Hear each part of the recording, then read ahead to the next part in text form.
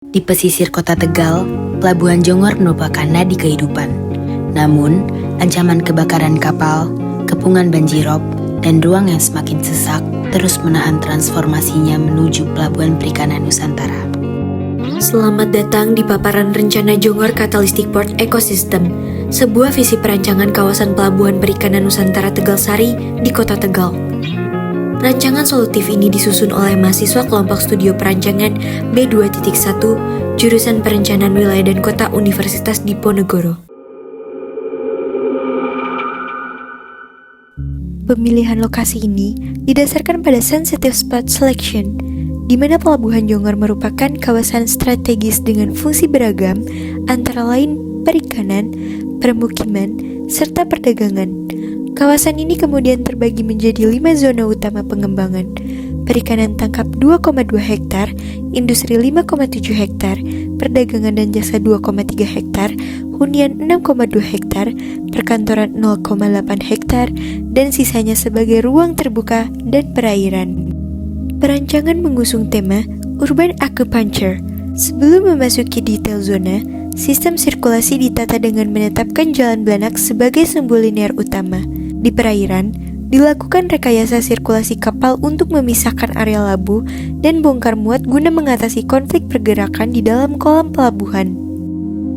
Zona pertama, zona perikanan tangkap seluas 2,2 hektar, berfokus pada penyelesaian masalah utama kawasan, yaitu overkapasitas. Di sini diterapkan spatial zoning and mooring hierarchy melalui penggunaan floating jetty untuk menambah kapasitas tambat kapal secara efisien. Berlanjut ke zona industri seluas 5,7 hektar. Kawasan ini diperkuat dengan fasilitas pengolahan, cold storage, dan sistem sanitasi terpadu melalui penyediaan IPAL industri untuk menjaga kualitas lingkungan perairan dari limbah hasil laut. Pada zona perdagangan dan jasa seluas 2,3 hektar, TPI Jongor diposisikan sebagai node utama aktivitas. Pengembangan difokuskan pada integrasi kios nelayan dengan pusat ekonomi yang lebih teratur. Zona hunian seluas 6,2 hektar mengintegrasikan aktivitas home industry penjemuran ikan dengan penyediaan jalur pedestrian yang nyaman bagi warga. Rancangan di zona ini juga mencakup perbaikan sistem drainase untuk mengatasi permasalahan banjirop yang sering melanda. Untuk aspek livability, disediakan ruang terbuka hijau. Pengembangan mencakup waterfront promenade di sepanjang DAS sungai dengan vegetasi mangrove, menciptakan good view yang mengarah ke laut lepas sebagai identitas kawasan pesisir. Seluruh perancangan ini dibungkus dalam pedoman UDGL yang bertujuan meningkatkan identitas kawasan. Pengaturan masa bangunan mengacu pada KDB maksimal 90% untuk menjaga keseimbangan lahan terbangun, serta penataan guna lahan untuk menciptakan integrasi antar aktivitas di pelabuhan.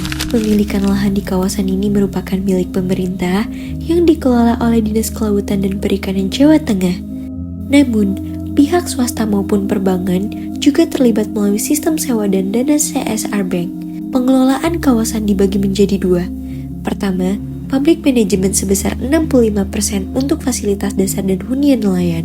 Prioritas pertama adalah revitalisasi TPI Jongor dan dermaga bongkar muat kapal kecil yang dilakukan pada tahun kedua.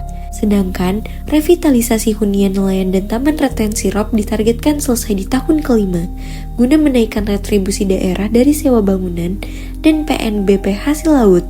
Kedua, manajemen PPPBOT selama 20 tahun untuk memaksimalkan pengelolaan aset oleh swasta seperti area industri pengolahan, cold storage, dan transit shade.